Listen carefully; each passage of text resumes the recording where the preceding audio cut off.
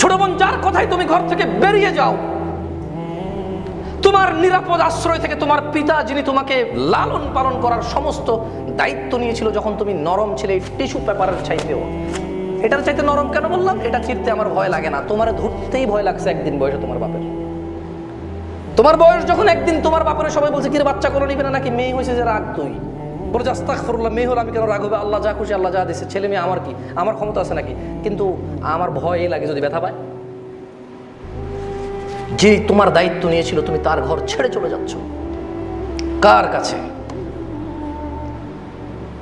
ওয়ালা তাকরাবুজ জিনা ইয়া শাবাব, ইয়া নাস ওয়ালা তাকরাবুজ জিনা। যুবক, তুমি জানার কাছেও যেও না। তুমি যে মেয়ের সাথে সময় নষ্ট করতেছো, সে তোমার স্ত্রী হবে না। ইটস বিকজ তোমার বয়স 25 হলো তোমাকে ইম্যাচিওর মনে করা হয়।